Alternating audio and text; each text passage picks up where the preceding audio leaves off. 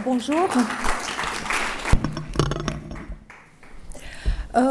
Le sujet, moi je l'ai conçu du point de vue d'un soignant qui essaye de comprendre d'où ça vient la vulnérabilité du patient que j'ai devant moi et auquel il faut que je dois communiquer une mauvaise nouvelle.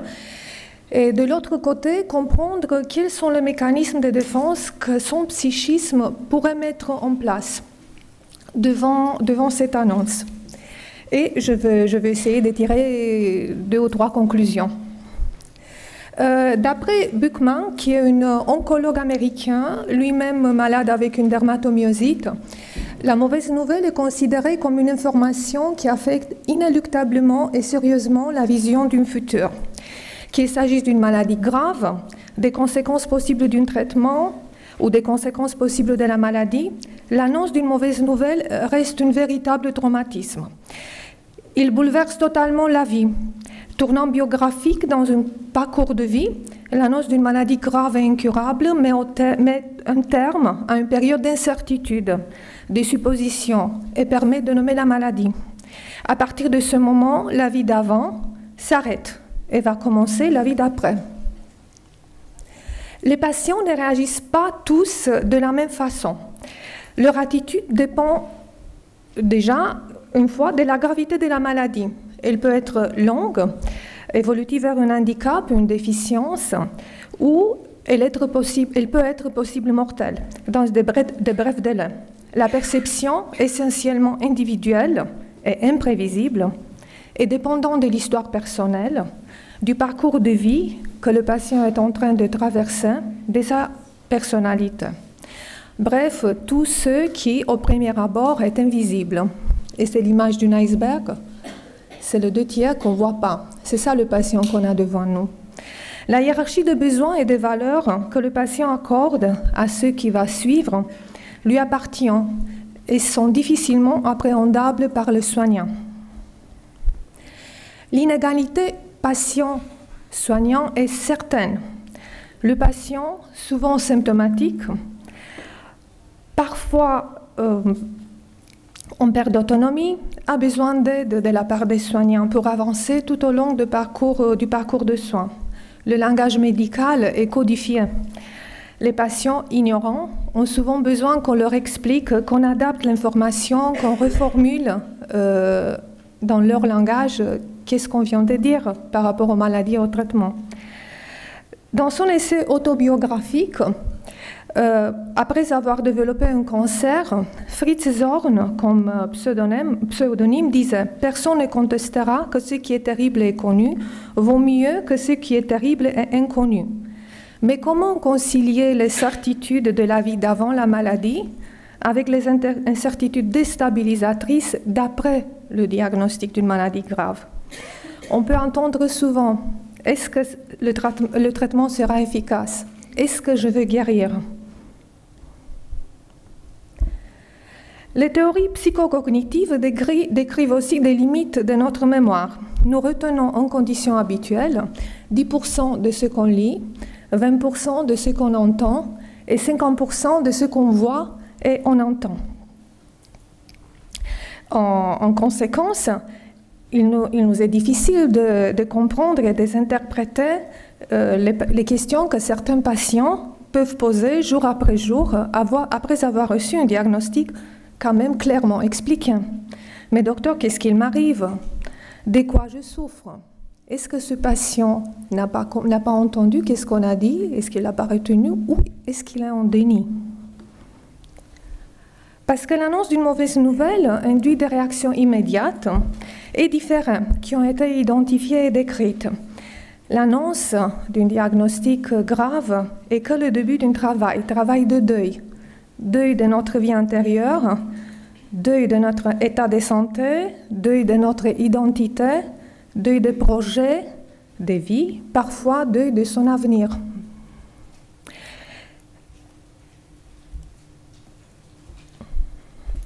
La mauvaise nouvelle est généralement vécue comme un choc.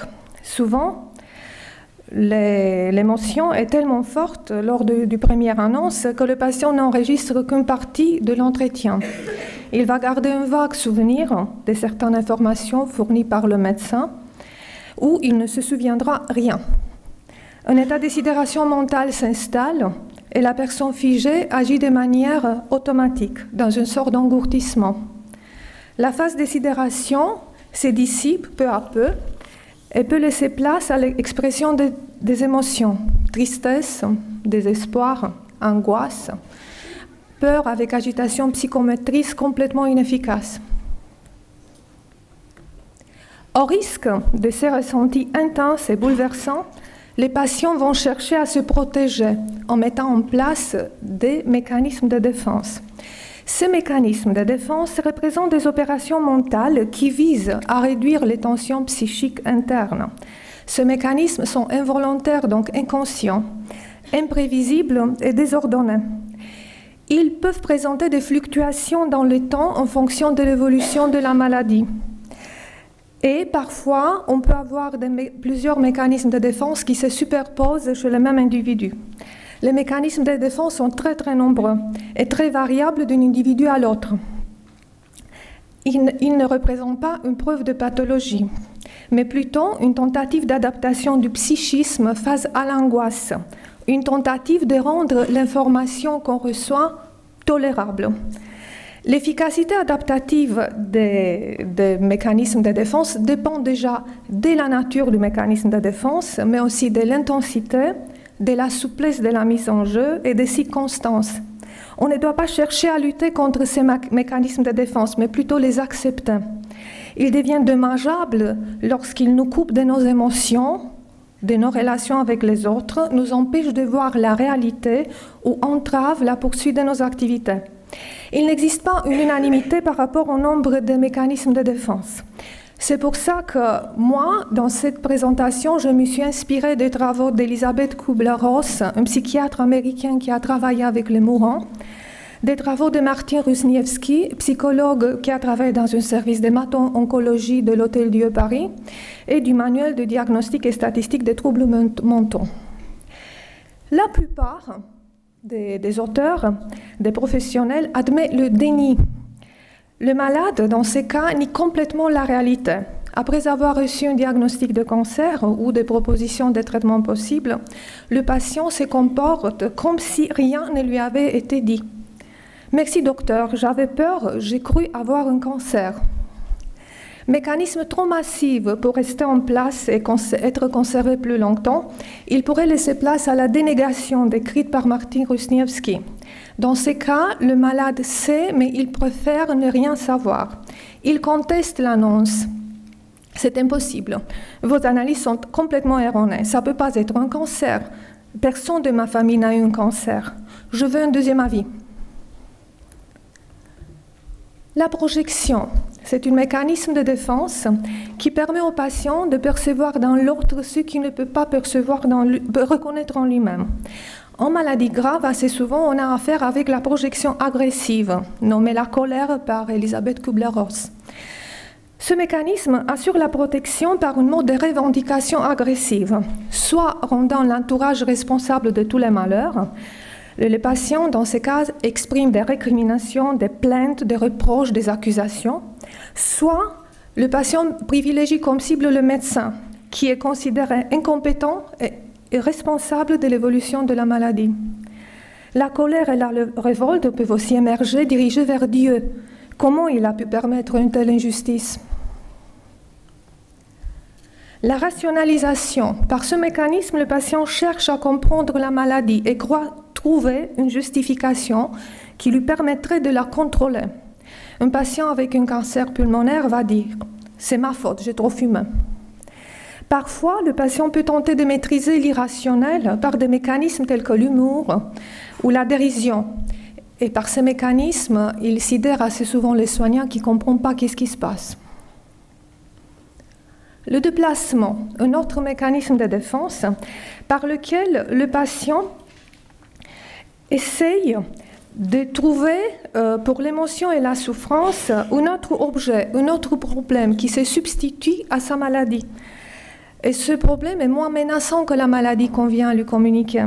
Incapable de s'exprimer sur sa propre détresse, le patient s'inquiète par exemple pour autre chose, quant à l'avenir de ses enfants, quant à l'avenir de sa famille, quant aux effets secondaires du traitement.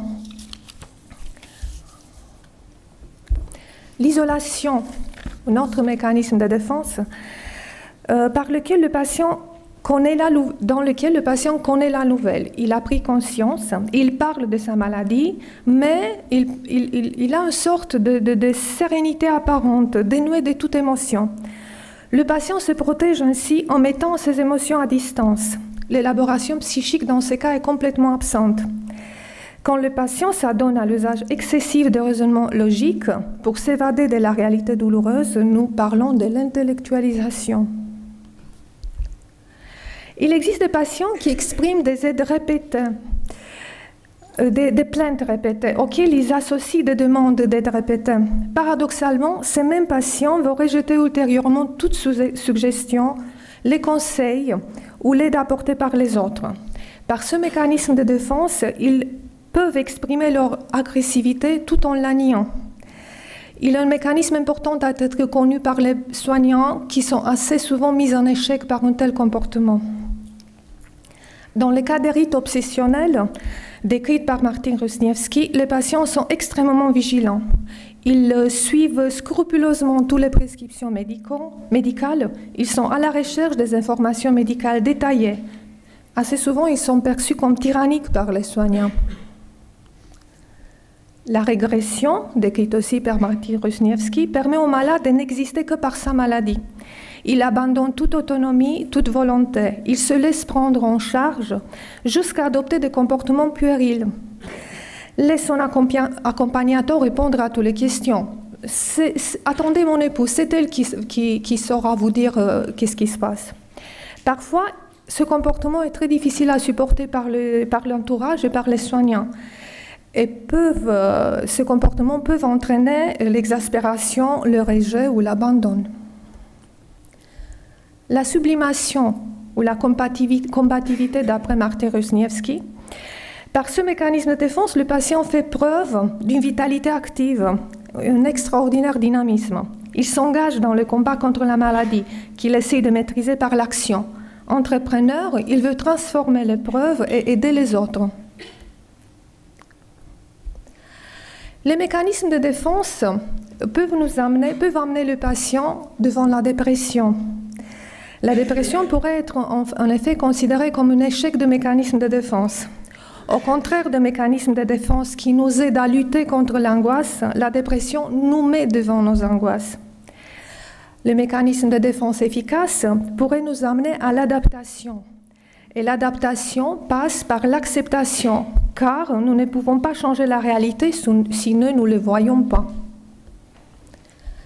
La tristesse, les troubles du sommeil ou des troubles d'appétit sont des réponses normales après le diagnostic d'une maladie grave. Mais quand à tout ça s'associe la perte de plaisir pour toute activité, la culpabilité et l'autodévalorisation, l'altération des relations sociales avec isolement, ainsi que des pensées de mort récurrentes, pas seulement une peur de mourir, et des idées suicidaires avec ou sans plan précis, la dépression majeure est constituée et le traitement s'impose. L'acceptation ne veut pas dire baisser les bras. Elle est la première étape du changement. Accepter ce qui nous arrive ou ce que nous ressentons entraîne une modification de nos façons de voir la réalité, une reconnaissance de nos limites ou des limites du traitement, par exemple. L'acceptation va faciliter notre adaptation à l'environnement qui a changé. Si les mécanismes de défense sont involontaires, imprévisibles et désordonnés, les stratégies d'adaptation eux-mêmes, quant à elles, sont des opérations mentales volontaires, choisies pour gérer un problème interne ou externe évalué comme menaçant ou dépassant les ressources d'un individu. L'adaptation consiste à garder espoir, indispensable pour continuer à se soigner, s'adapter aux changements ou aux pertes liées à la maladie, continuer à faire des projets, Bref, réapprendre à vivre avec la maladie et évoluer. Voilà le témoignage d'un patient qui a été diagnostiqué avec une maladie de Parkinson. Il dit, on ne guérira pas, mais il y a des tas de choses à faire pour continuer à vivre. Il faut qu'on le sache dès le début. Et pour que le patient sache, il faut qu'on fasse attention à la façon dont on leur amène toutes ces notions, diagnostic, traitement, évolution possible. Et c'est pour cela que l'annonce d'une mauvaise nouvelle devrait prendre en considération que ce qui est entendu et compris n'est pas nécessairement ce qui est dit. Les objectifs d'une bonne annonce, ça serait d'adapter l'information transmise aux besoins des patients. Laisser parler le patient, l'écouter et lui permettre de nous montrer la voie à suivre en prenant en compte son histoire de vie, sa personnalité, ses valeurs et ses peurs. Rendre l'annonce un processus et non un acte unique. Cheminer avec le patient et le soutenir dans sa vulnérabilité vers la connaissance de ce qui le concerne. Merci beaucoup. Je suis responsable de commencer avec la fin, la vulnérabilité, responsable de la guérison. On a vu que la guérison n'a rien à voir avec tous ces mécanismes psychiques. Oui. Donc la guérison, qu'elle soit ou qu'elle ne soit pas là, on fait avec. Donc du point de vue... On peut parler de la guérison psychique, émotionnelle. Est-ce qu'on est guéri quand on accepte, quand on s'adapte? Oui, si on pense qu'on fait ça volontairement et que ça nous aide à continuer à se soigner, à vivre, je dirais que ça c'est une forme de guérison, oui.